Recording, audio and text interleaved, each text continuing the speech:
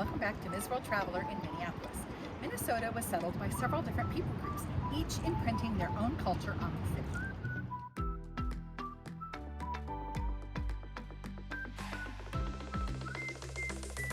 The Minnesota Vikings name makes a lot of sense when you understand that the Scandinavian population is an integral part of the state's national identity.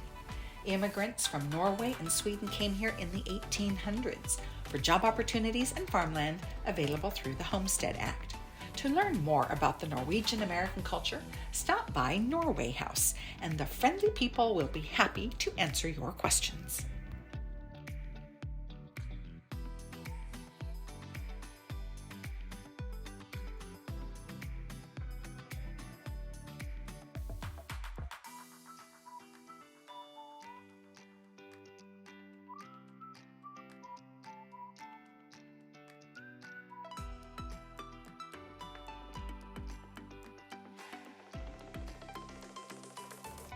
To peruse the full scope of Scandinavian arts, crafts, foods, and other products, your go-to is Ingebretsens Nordic Marketplace, a family business run by the fourth generation in the same location on East Lake Street since 1921.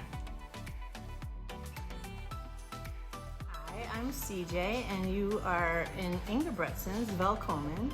It is a 102-year-old store for Scandinavian items in Minneapolis in the heart of East Lake Street.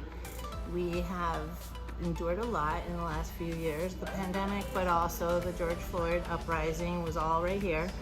And then the building was failing structurally. And so all these things have happened in the last couple of years, but we're still here and we're having a birthday and it's 102. And it's just really nice to have people come in from other parts of the country who have never been even in any kind of Scandinavian situation with questions or whatever, or maybe their grandma was here and it meant something to them to come here. So it's just kind of a landmark for people, for their family traditions and for their historical aspects of their own families.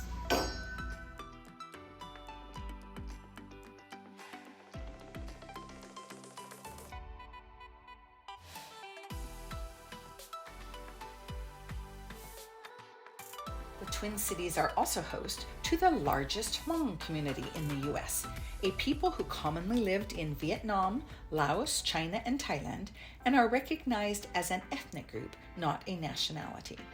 To see their traditional costumes being sewn right on site, try authentic prepared foods, or shop for fresh produce, head to the Hmongtown Marketplace in St. Paul, where everyone is welcome. Welcome to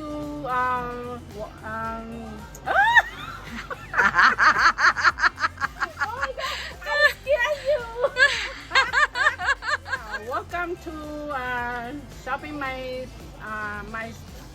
shop, Hmongtown Place.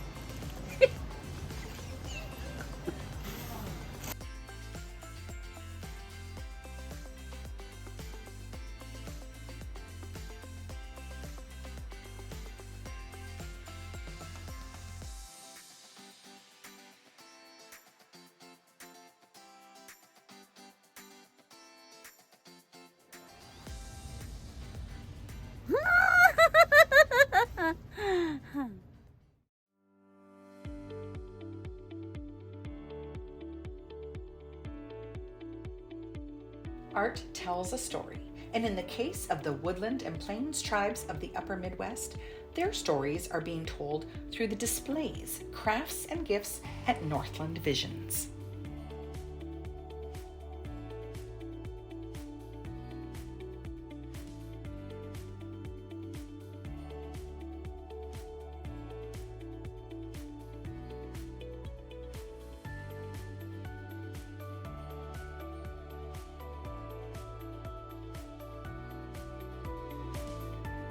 Okay, so here I am with Greg in Northland Visions, and very excited to hear how this whole idea of this gallery came about. Okay. We started 23 years ago. It was founded by my father, Ken Bellanger. He's a native from northern Minnesota. He's since passed away in 2019. He started the company after retiring from 3M and started it as a gift packaging company doing Native American American foods like wild rice, wild berry jellies, wild berry syrups, and putting them in the gift boxes, and marketing them to Minnesota companies as an alternative to, at the time in the 90s, was cheese, meat, and wine. And so that was kind of like the gift, the corporate gift. And it went over so well because it was a local gift. It was from a native-owned company. It was completely different, so it kind of went off really well.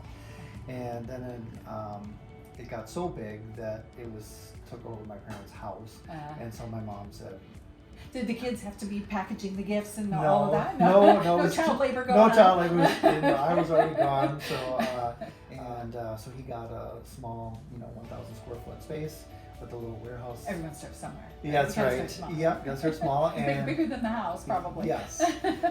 And just kind of started doing the gift boxes, but then expanded, and that's when I joined him. So my degree is in fine arts, and I'd always, right up your alley. Yes, right? It's always been in retail. All my jobs ever since I was a kid was in retail, so it was a good fit. Well, you have an amazing space now, which is different than Yes. the original space. Yes. And you were telling me about the brick walls, old brick walls, and just that this space used to be A factory. It was a factory. Yeah, Okay. it was the Miller Bag Company. It started over 100 years ago.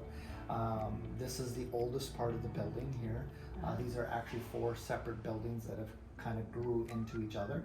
But this is the original structure. So this building right here, the wood in this building started growing in the 1500s. Wow. So yeah, so these are these solid beams.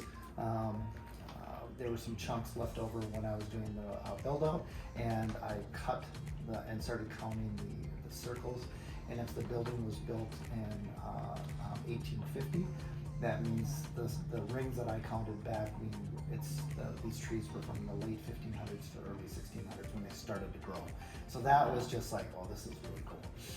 Yeah. Well, tell me about the different groups of people that you work with here. So I concentrate on woodlands and plains. Those are the tribes of northern Minnesota and southern Minnesota. The northern Minnesota are the Ojibwe, which are the woodland tribes. And then southern Minnesota are the Dakota, which are the plains, one of the plains tribes.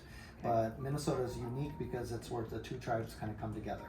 So if you have the whole upper Midwest, you have north of Minnesota up into Canada and to the east is all the woodland tribes. And southern Minnesota and west, North Dakota, South Dakota, all the way to the Rockies are the plains tribes. So I focus on just those 2 styles. So what is the difference in the style of artwork that the different tribes do? Okay, so the woodlands are more floral. So they're more organic in their artwork forms, and the plains are more geometric. That's the easiest way to distinguish the 2. And we're going to see some of that. Yes. Okay. Yes. And the philosophies are completely different. So yeah. Oh, I think we should go look at some of that artwork. Absolutely. Okay, Greg, so we were talking about the difference between the tribes, and what I'm guessing is that this would be the woodlands because it's more floral. Yes. And that this would be the plains because it's more geometric. That's did correct. Did I get it right? You did. Yay. You did. So tell me a little bit about the pieces. So these are the more woodland style pieces, which typically use floral and their genre and their imagery. And so you have barrettes, you have medallions, there's also earrings and other things. So barrettes can be large to small, and they're usually very ornate and very colorful. This one here is from the eastern woodlands, so it's got wampum in it, which is from the quahog shell. It's a clam style shell that is purple and white, and so they cut them so the purple and sand them so that the purple and white kind of show through. They're really beautiful.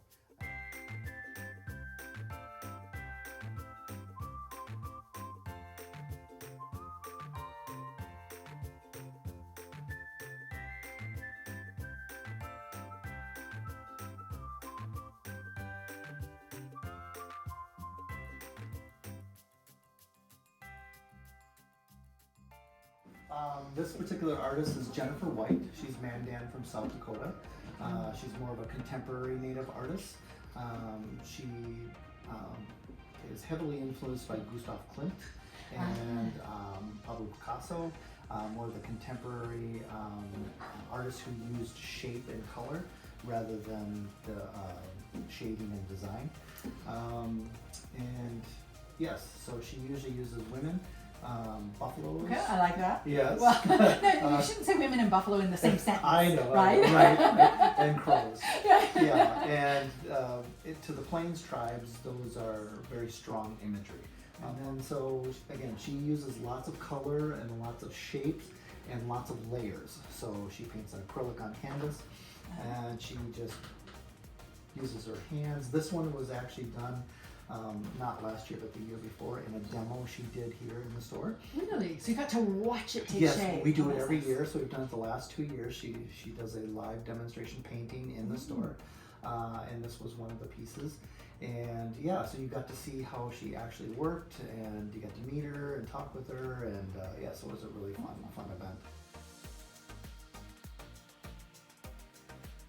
Now, if you're inspired by the beautiful, intricate jewelry at Northland Visions, Greg offers a full range of seed bead colors, tools, and findings in case you'd like to try your hand at creating your own. Thank you, Greg, for all that you are doing to preserve Native culture and stories. I really appreciate it. Thanks for having us into your store. You're very welcome. Now, don't go away. We are headed to the shopping mall of all shopping malls on the next segment of Ms. World Traveler in Minneapolis.